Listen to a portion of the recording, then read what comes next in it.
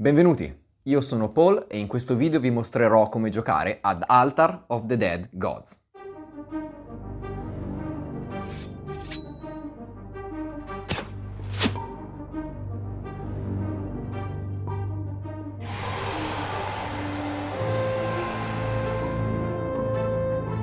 Altar of the Dead Gods è un gioco di schermaglie fantasy per 2 giocatori. Questo gioco è ambientato in un mondo settecentesco dove sottoterra viene scoperto un immenso tempio che non è riconducibile a nessuna delle culture esistenti. In questo tempio sono presenti le tombe degli antichi dei e i giocatori si affrontano per ottenere il controllo degli altari che permettono di parlare con gli antichi dei e di ottenere il loro favore. In questo video parleremo di cosa ci occorre per giocare, parleremo dello scopo del gioco, di come fare punti, parleremo delle carte che ci permettono di avere a colpo d'occhio le statistiche dei nostri modelli, parleremo anche della struttura del turno e delle azioni che i nostri modelli possono compiere durante una partita qualsiasi. Alla fine di questo video saprai tutto quello che ti occorre per fare la tua prima partita ad Altar of the Dead Gods. Che cosa occorre per giocare ad Altar of the Dead Gods? Beh, questo è un gioco di miniature, quindi la cosa più importante sono certamente le miniature. Questo è un gioco miniature agnostic. Cosa vuol dire? Che potete usare tutte le miniature che volete nel vostro gioco. Potete usare miniature stampate in 3D oppure prese da una qualsiasi delle case di produzione che ci sono sul mercato. L'importante è che la miniatura che scegliete abbia una basetta con un diametro di 25 mm o con un lato di 25 mm.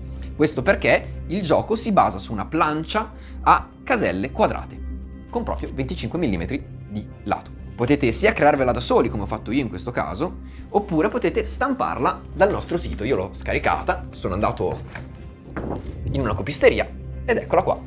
Sempre dal nostro sito potete scaricare le carte con le caratteristiche dei vostri modelli, nonché i segnalini che ci serviranno durante la partita per segnare una serie di effetti e di status in cui i nostri modelli potrebbero incorrere. Procuratevi infine una manciata di dadi ed ecco che abbiamo tutto quello che ci occorre.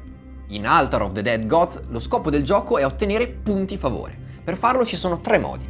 Il modo più semplice è quello di andare con un modello sopra una delle reliquie che sono sparse per il campo e usare un'azione per raccoglierla. In questo modo si fa un punto. Ci sono poi 3 luoghi di potere: i santuari sui lati e l'altare al centro.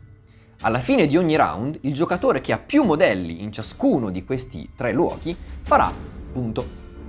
Attenzione, l'altare è il luogo più importante di tutti e quindi solo gli eroi, i modelli più potenti di ciascun giocatore, possono controllarlo. Se 2 giocatori hanno lo stesso numero di modelli sullo stesso obiettivo, in quel caso nessuno fa punto. L'ultimo modo di fare punti è il mio preferito: eliminare gli eroi nemici.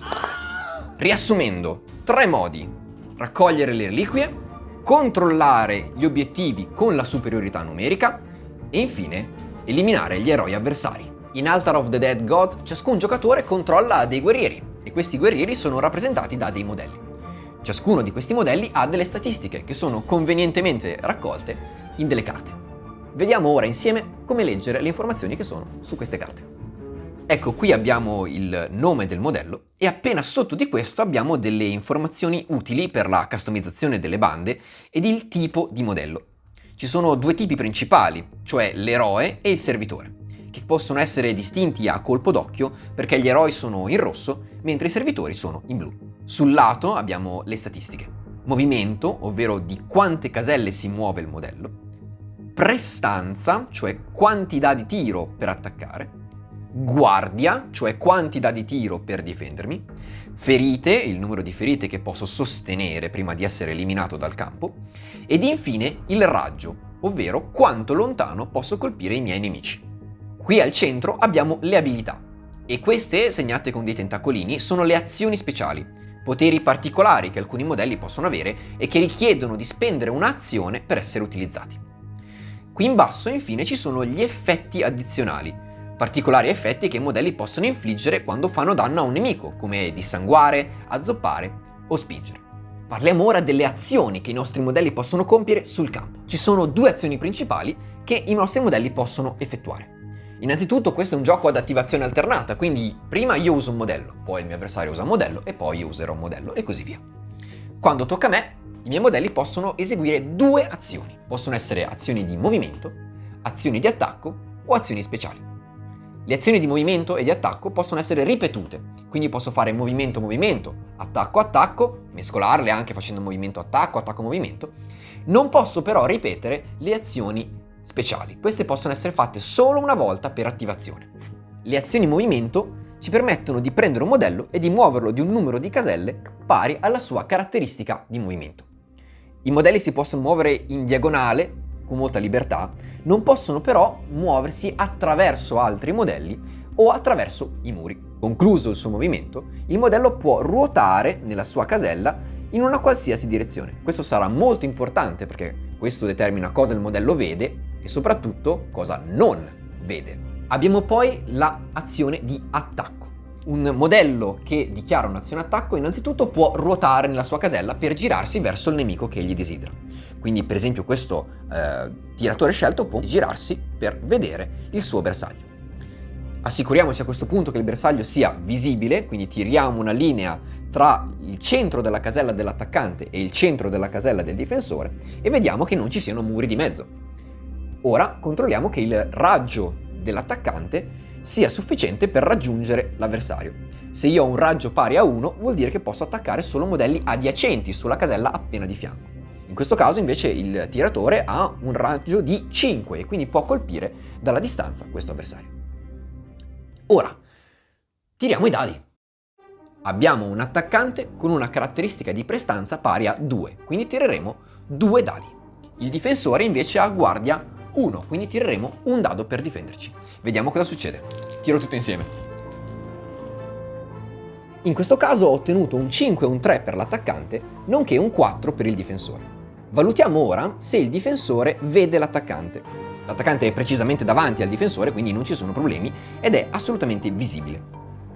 Questo comporta che il difensore può accoppiare il suo dado come desidera per parare uno dei dadi dell'attaccante. In questo caso il 4 è più alto del 3, strettamente più alto del 3, e quindi questo attacco viene parato, questo dado viene eliminato.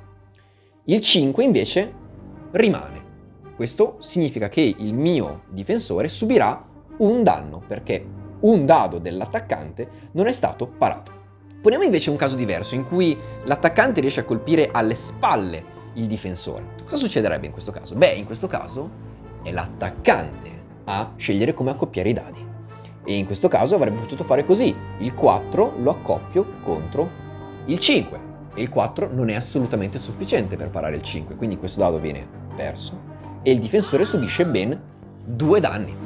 Questa è uno dei fondamenti del gioco e si chiama pugnalata alle spalle. Per assicurarvi che il vostro modello sia nel punto cieco dell'avversario potete fare così.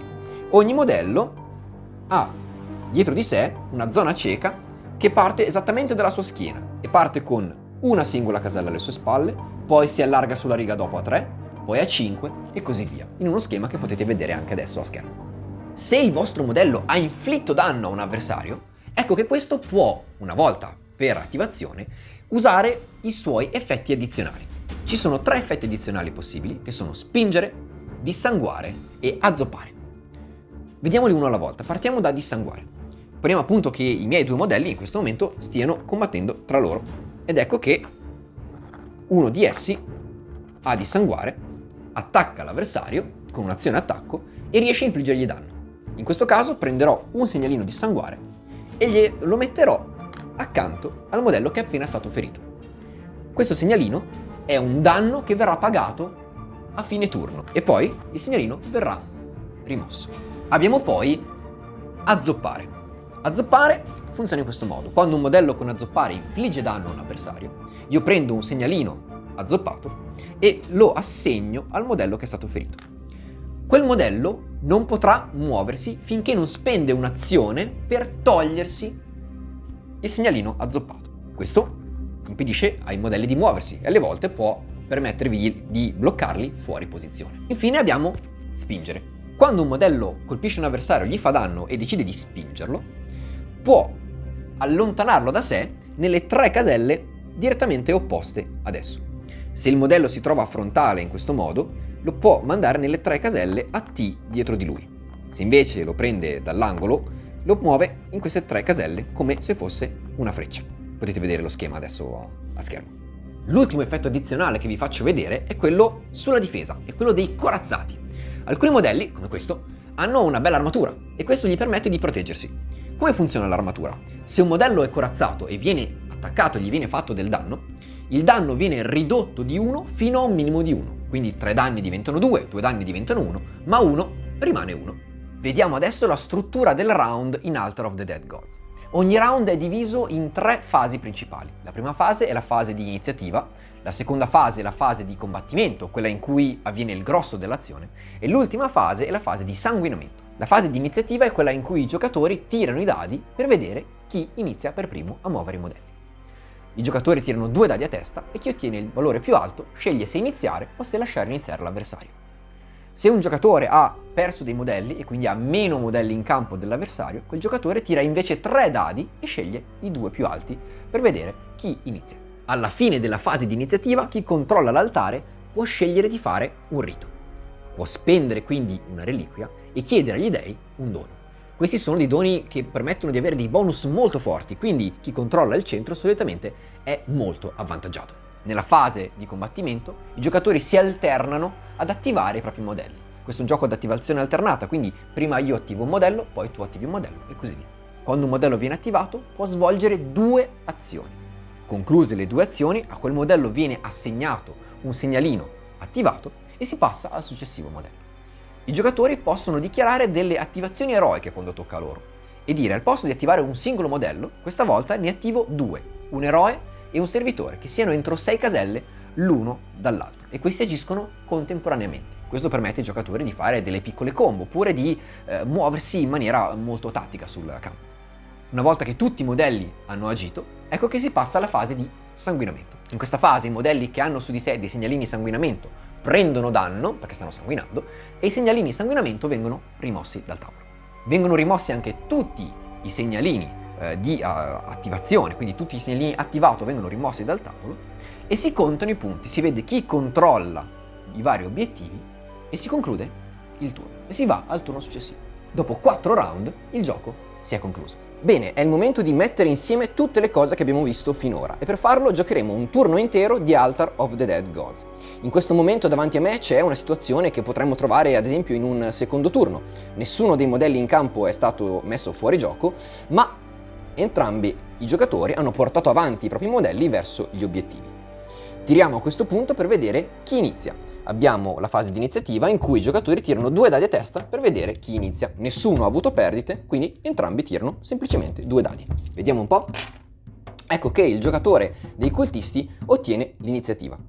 Alla fine della fase di iniziativa bisogna vedere chi controlla l'altare. In questo caso il giocatore dei cacciatori ha ben 2 eroi contro il singolo eroe dei cultisti. Quindi l'altare è in mano ai cacciatori. Il giocatore dei cacciatori a questo punto può spendere una reliquia che ha raccolto il turno precedente e facendo questo può chiedere un dono. Il dono chiesto è il dono della forza ed ecco che l'eroe più importante dei cacciatori, il cacciatore di trofei, ottiene +1 prestanza, quindi tirerà un dado extra durante le azioni attacco. Finisce la fase di iniziativa e andiamo alla fase di combattimento. L'iniziativa è in mano ai cultisti ed ecco che i cultisti possono subito attivare. Il giocatore cultista attiva il suo accolito, che si muove avanti con un'azione movimento, si ferma sulla reliquia e a questo punto può spendere la sua seconda azione per raccogliere la suddetta reliquia e fare un punto per la sua fazione. Una volta fatte le 2 azioni, prendiamo un segnalino attivato e lo mettiamo di fianco al modello per ricordarci che ha già agito questo turno.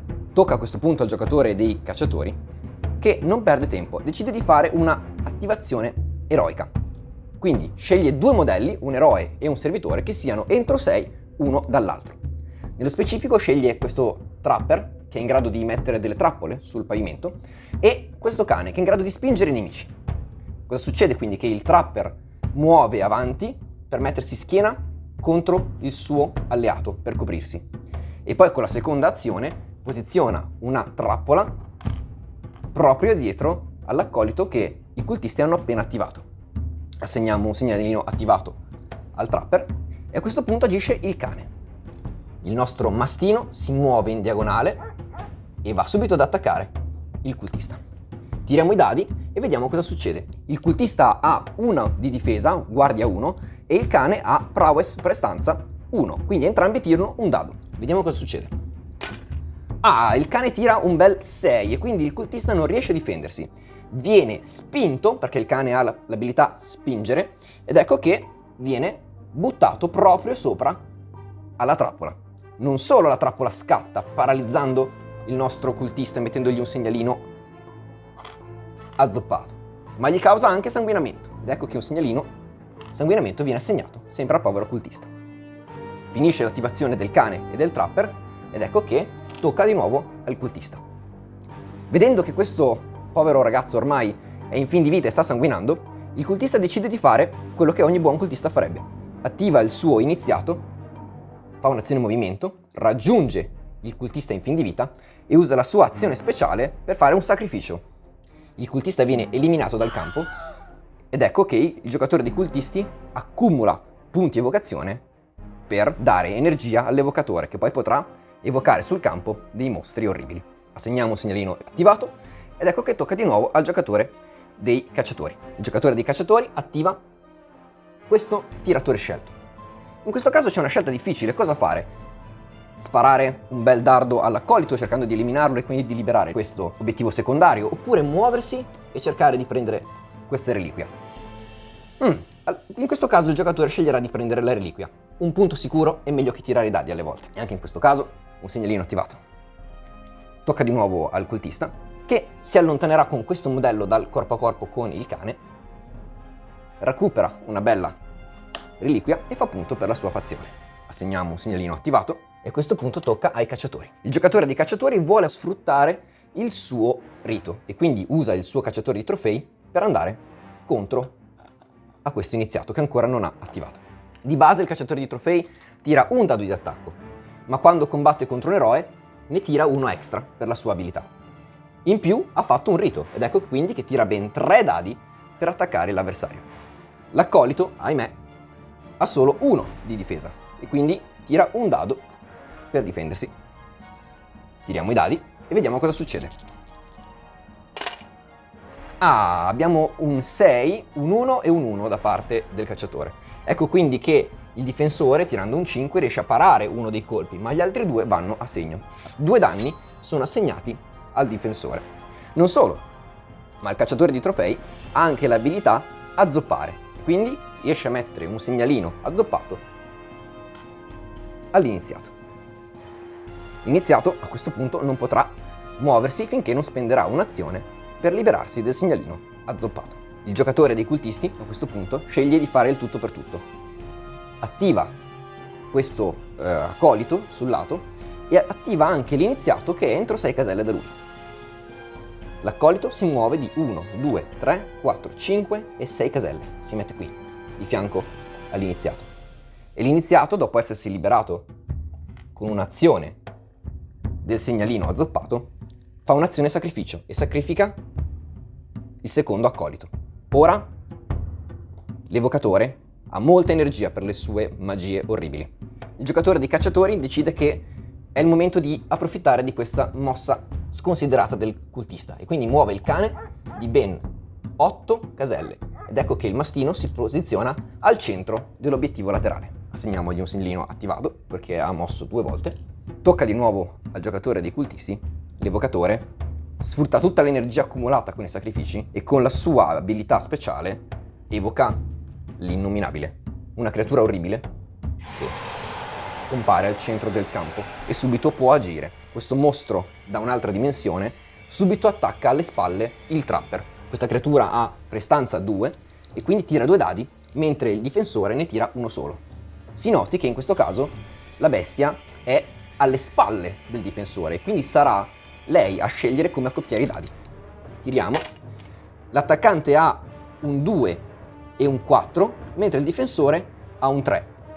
L'attaccante quindi, essendo impugnalato alle spalle, sceglie di attaccare il dado al suo numero più alto e in questo caso riesce a fare più danni di quelli che avrebbe fatto se fosse stato di fronte. E il trapper subisce ben 2 danni. Segniamo un segnalino attivato alla creatura e concludiamo la seconda azione dell'evocatore che scappa giustamente e si mette con le spalle al muro per proteggersi da eventuali attacchi alle spalle in futuro. L'ultima risorsa dei cacciatori sono questi due modelli, il tiratore scelto e il trapper. Il tiratore scelto vorrebbe attaccare questo mostro orribile, ma purtroppo è in corpo a corpo con un suo alleato e quindi non conviene sparargli perché potrebbe colpire il suo. Sceglie quindi di muoversi 2 volte e di andare a contestare questo obiettivo laterale. Il cultista qui sul lato, con 2 attacchi, prova a eliminare la minaccia del tiratore scelto. Abbiamo 1 di prestanza contro 1 di difesa. Vediamo cosa succede in questo caso. Il primo attacco viene parato. Tiriamo ancora una volta con la seconda azione attacco. In questo caso abbiamo un pareggio, 1 contro 1. In caso di pareggio l'attaccante riesce comunque a infliggere danno, quindi l'accolito è riuscito a infliggere un danno al tiratore scelto. Assegniamo anche in questo caso il segnalino attivato per ricordarci che i modelli hanno agito e concludiamo il turno con il trapper che si muove per andare a conquistare il centro e prova ad attaccare questa mostruosità orribile. Egli tira 2 dadi e anche il mostro tira 2 dadi poiché hanno rispettivamente 2 di prestanza e 2 di guardia. Vediamo cosa succede col primo attacco. In questo caso abbiamo doppio 6 di difesa e un 5 e un 6 di attacco. Il 6 va contro il 6 e in caso di pareggio vince l'attaccante, quindi il trapper infligge un danno, mentre il secondo dado non è sufficiente a superare il 6 della difesa. Quindi il secondo colpo rimbalza sulla chitina orribile di questa creatura. Siamo alla fase di sanguinamento poiché tutti i modelli hanno agito. Modelli con segnalini di sanguinamento in questo momento sul campo non ce ne sono perché l'unico che sanguinava è stato eliminato brutalmente. Togliamo quindi tutti i segnalini attivato. E intanto contiamo gli obiettivi. Su questo obiettivo laterale c'è un modello dei cacciatori e nessun modello dei cultisti, quindi abbiamo un punto per i cacciatori. Da questa parte invece abbiamo un modello dei cacciatori e un modello dei cultisti. Un pareggio, quindi nessuno fa punto. Infine abbiamo al centro un eroe dei cultisti e 2 eroi dei cacciatori. In questo caso la vittoria è di nuovo dei cacciatori. I cacciatori sono in vantaggio perché hanno controllato più obiettivi, ma al centro in questo momento c'è questa mostruosità orribile. Riusciranno a sconfiggerla oppure saranno schiacciati dalla sua forza? Questo era Altar of the Dead. Ricordatevi di iscrivervi se volete sapere di più su questo gioco e seguiteci anche sui nostri social sulla pagina Instagram e Facebook.